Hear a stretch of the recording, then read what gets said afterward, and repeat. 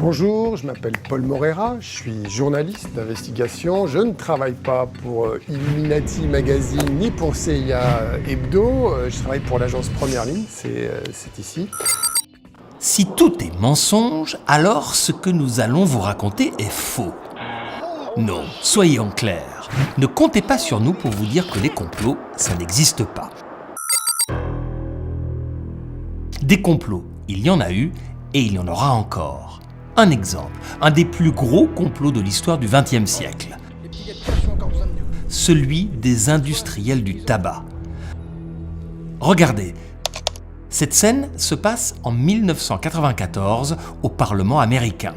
On l'appelle l'audition des 7 nains, car ces hommes, ce sont les 7 grands patrons de l'industrie du tabac.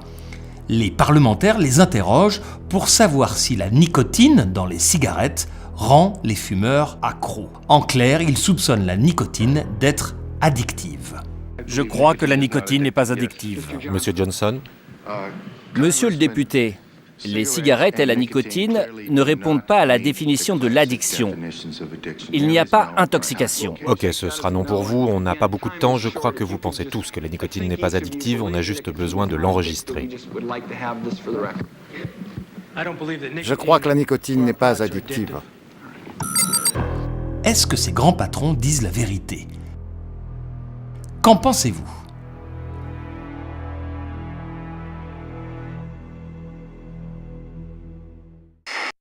En fait, la nicotine est bien addictive et le tabac provoque le cancer. Les scientifiques sont formels.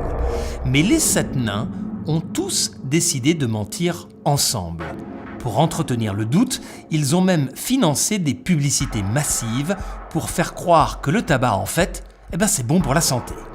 You say I'll feel better smoking, Philip Morris? Yes, you will feel better. And here are the reasons why. In case after case, coughs due to smoking disappear. Parched throat clears up. That stale, smoked out feeling vanishes. Ce complot est resté secret pendant des décennies. Il a coûté des vies humaines. À votre avis, comment sait-on que c'était un complot? Nous savons que c'était un complot parce que des employés de l'industrie du tabac ont eu le courage de dénoncer les mensonges. Surtout cet homme, Merrell Williams. Il travaillait pour un cabinet d'avocats au service d'un géant du tabac. Il a décidé d'envoyer des rapports confidentiels à un docteur, ce cardiologue spécialiste du tabac. Et son courage a fait basculer le sens de l'histoire. La justice a enquêté. Les industriels du tabac ont été condamnés à de très lourdes amendes.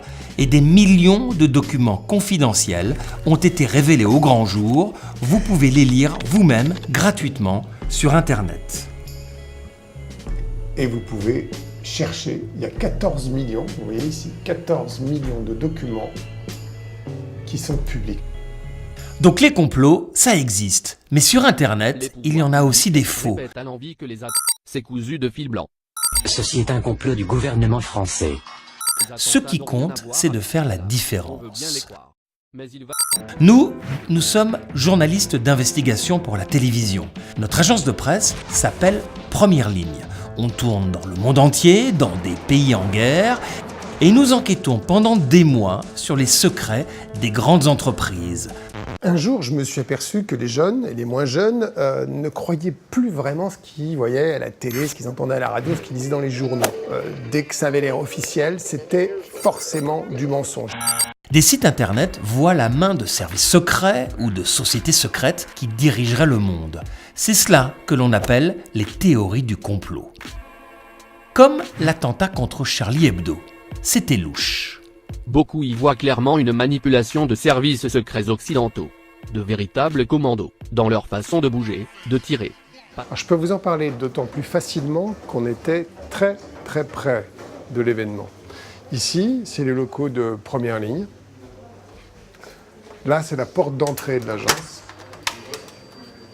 Et ici, dans ce couloir, c'était la porte de Charlie Hebdo. À gauche! Là, là, là! Au moment de l'attaque contre Charlie Hebdo, notre équipe s'est réfugiée sur le toit et un de nos journalistes a filmé les 2 terroristes qui tiraient sur des policiers dans la rue après avoir tué 11 personnes dans notre immeuble. Ces images ont été diffusées sur toutes les chaînes. Mais très vite sur Internet, des sites complotistes ont utilisé nos images tirées de la télé pour mettre en doute la version officielle. Écoutez bien. Pourquoi ces gens qui étaient dans le bâtiment Charlie Hebdo sont partis se réfugier sur les toits munis de gilets pare-balles? Étaient-ils au courant aussi de l'attaque? Portaient-ils des gilets pour éviter toute bavure lors de cette attaque? On nous accuse, nous journalistes, d'avoir été au courant de l'attaque à l'avance, de faire partie d'un gigantesque complot. Cette histoire de gilet pare-balles, qu'en pensez-vous?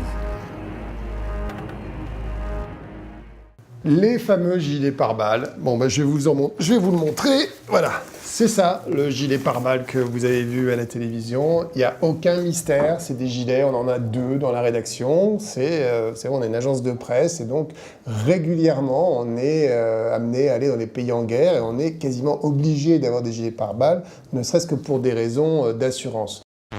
2 de nos journalistes, habitués au terrain de guerre, ont porté ces gilets pare-balles pour organiser l'évacuation de l'équipe. À gauche, à gauche! Chut, à gauche! Pour comprendre pourquoi nos 2 journalistes portaient ces fameux gilets pare-balles, qu'auraient dû faire les théoriciens du complot?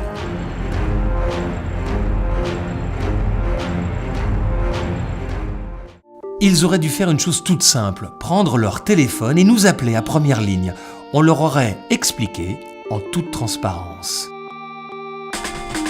Il faut se méfier de notre envie d'interpréter. C'est la différence entre la réalité et le mensonge. Une réalité objective, c'est un fait qui existe et que vous êtes obligé d'admettre, quelle que soit votre opinion.